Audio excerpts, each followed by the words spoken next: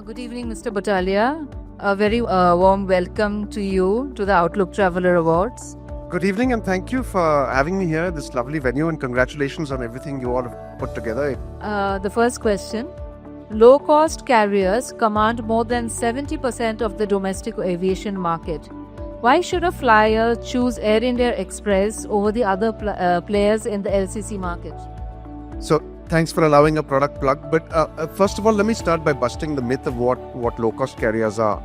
I believe some of the tropes that were of full-service carriers and low-cost carriers are no longer as relevant in the Indian market. If you look at most of the world, there is a move towards a more hybrid carrier model. Low-cost traditionally used to be about the way in which operations of an airline were managed. If you look at the largest carrier in India today, there's a recent move towards introducing a business class or a stretch product. There's the introduction of a loyalty program. In our own carrier space, 1/3 of our fleet now has a business class. We've been part of the Tata Group's Tata New Loyalty program. The experience for an economy class traveler in many cases actually is superlative in a hybrid carrier, because what it allows you to do is unbundle the different elements of the flying experience. So, for instance, we have an express light fare, which is a zero baggage fare, right? We have business class as well, as I mentioned. Now, what we've realized over a period of time is a customer who's traveling, even in India on a domestic sector, often prefers to have, and because by nature as Indians, we like our meals to be hot, a hot meal rather than a sandwich, or an option of not just saying veg or non-veg, but an idli vada or a biryani or a vegan meal or a Jain meal. And a lot of that personalization of the offering is what can come if you unbundle the fare and the different ancillary products on top of that. So the nature of travel has really moved towards allowing people to be more flexible and personalize their experiences rather than assuming that a one-size-fits-all, where certain travelers are subsidizing the cost of travel of others, works for everyone. With popular tourist spots falling prey to over-tourism, the focus is shifting towards emerging destinations. However, connectivity remains an issue. How can low-cost carriers like Air India Express help make these destinations more accessible and support tourism in these regions? The most obvious answer is expansion, allowing and opening up new destinations. That's part of the aviation growth story of India. We're behind in domestic tourism, only China and the US at the moment. And China's recovery post-pandemic really hasn't been as strong. We're one of the few countries in the world which has grown in Indian aviation to the scale that we've recovered over the pre-pandemic levels. There are a couple of things on that. One is working with industry bodies, travel and tourism operators, state governments, to encourage travel to other destinations apart from those places which have traditionally seen over-tourism. And we can see the impact of over-tourism, whether it's beach destinations or pilgrimage destinations, across the years. And not just the impact of the over-tourism. We haven't seen, thankfully, the extent to which things are happening, for instance, in Spain, whether it's in Barcelona or in other places, where there is a anti-tourism movement happening from local residents because property prices are going up. There have been some elements of it, obviously, in places like Goa, for instance. But by and large, the solution remains in being able to, and we have a country that is full of a rich cultural heritage, to open up more places, to encourage people to explore. A large part of what you do at Outlook Traveler does encourage that. Explore the unexplored, but also to break the seasonality of the experiences. We often tend to travel in the same seasons and the same periods, but there's so much more to be able to do, to be able to open up that. And what we've been enabling in our own small ways, 55% of our network is actually deployed towards international destinations. And we've seen a huge demand for example, the Middle East, where we operate to 14 stations right now, a huge demand which is increasing for international destinations which are beyond the traditional North America and Europe. Today, UAE and Saudi Arabia actually constitute 40% of Indian national outbound tourism. We've just opened up Thailand, for example, which we'll be starting to operate from. Interestingly, again, not from metros. We're starting operations to Bangkok from Pune and from Surat. So when you start connecting the non-metros of India to metros and to international destinations as well as to other tourist destinations, then you begin to democratize both the travel experience and the number of available destinations for people to explore, and that dissipates the over-tourism that typically happens, which is seasonal or to particular destinations. So my next question was around that. So what is are you planning to get more tier 2 and 3 cities into this and connecting them with international destinations? What is the strategy going ahead? We've been on an immense drive of scale. We've been inducting a new aircraft once every 6 days. When we came together as an airline, it formed by the merger of what used to be AirAsia India, which had 28 aircraft, Air India Express, which was predominantly Kerala to the Middle East, had 26 aircraft. So we came together a year ago to be 54 aircraft. As of date, we're nearly 100 aircraft. By the end of this year, we should be 110 aircraft. And most of that growth has come from tier 2 cities. And most of that is about connecting those tier 2 cities to the metros of India, but also to international destinations. We were the first to launch operations, for example, from Varanasi to the Middle East. We were the first to launch operations from Surat as an international destination. We opened up now and have announced operations to Dimapur, to Patna, to Jammu. We start operations tomorrow. We begin operations to Port Blair tomorrow.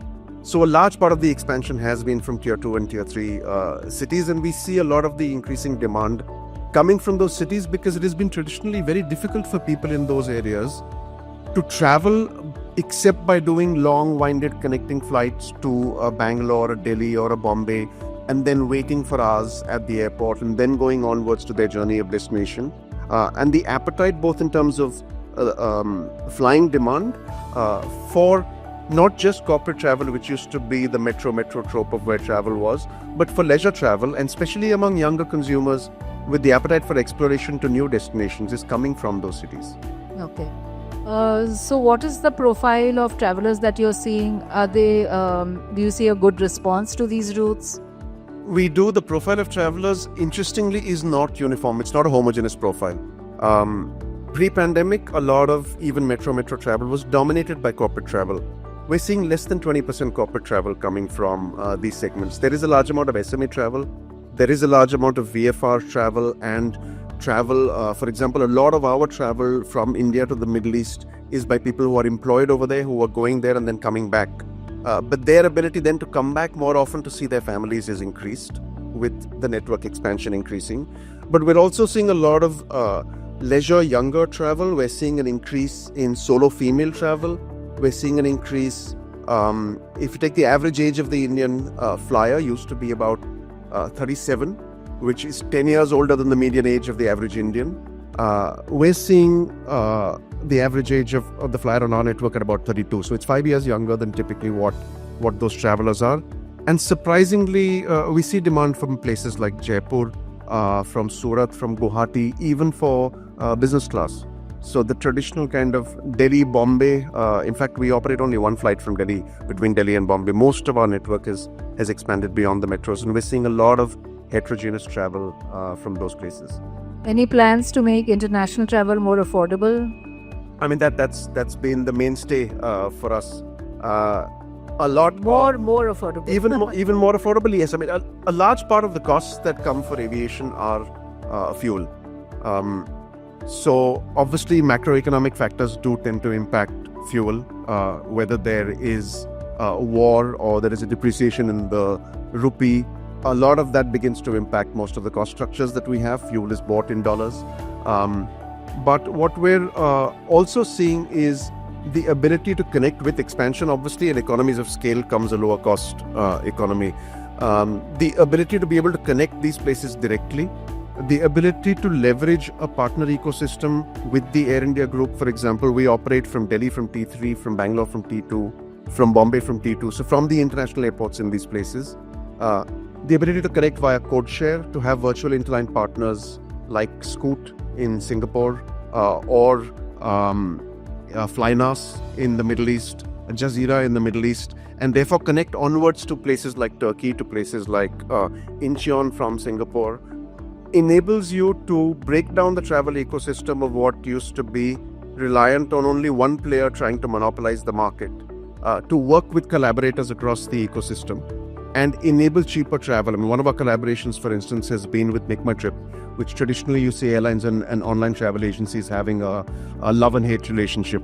But we've launched a product called Express Holidays, where we bundle the hotel and the flight experience so that you can have a much cheaper travel experience, because we know that our core competence is not to get into hotel distribution, but theirs is. And our core competence is to reduce the cost of air travel. So some of those partnership and collaboration opportunities are what really bring costs down over a period of time. So sustainable travel is the top of the mind for every responsible traveler. So what are you doing to lighten your, your airline, to lighten your carbon footprint? So being an airline and the aviation industry is responsible for about 3% of anthropogenic emissions in the world. We don't stand on a good pedestal when it comes to talking about sustainability.